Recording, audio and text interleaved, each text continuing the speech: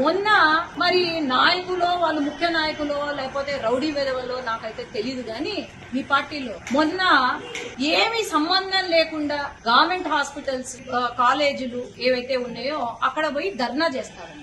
అయ్యా, medical seat తెచ్చుకోవడం కష్టము, డాక్టర్ పాస్ అయ్యి చదువుకొని పాస్ అయ్యి డాక్టర్ కావాలంటే అంతకన్నా ఎక్కువ కష్టం. పిల్లల ఎగ్జామ్స్ జరుగుతున్న సమయంలో పోయి ధర్నాలు చేస్తారంట. వీళ్ళు పోయి వైసీపీ జెండాలు బాతుతారంట.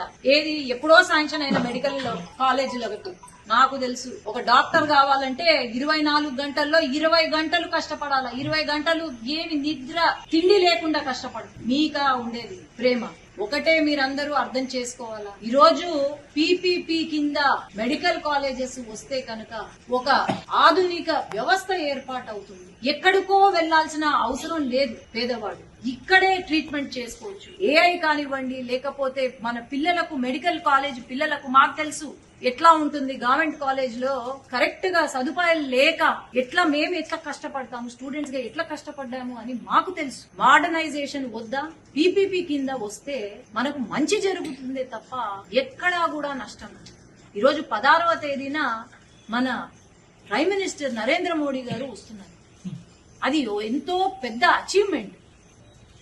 ఆయన వచ్చారు అంటే, అడుగు పెట్టారు అంటే ఖచ్చితంగా మన రాష్ట్రం అభివృద్ధి చెందుతుంది. ముఖ్యంగా మా నంద్యాల జిల్లా, మా శ్రీశైలం గుడి అభివృద్ధి చెందుతుంది. అందుకు భాగంగా వీళ్ళు డైవర్షన్ పాలిటిక్స్ చేస్తున్నారే తప్ప ఇంకా అయితే ఏమీ లేదు. అదే సమయంలో ధర్నాలంట, రచ్చబండ కార్యక్రమాలు ఎందుకు పెడతారండి? రచ్చబండ కార్యక్రమాలు నాకైతే అర్థం కావడం. ఈ ఇష్యూ పైన కోటి సంతకాలు ఈ ఇష్యూ పైన పెడతారు. మరి ఏం జరుగుతుందో అర్థం కావట్లేదు. కానీ దయచేసి మీరు అభివృద్ధి వైపు వెళ్తున్న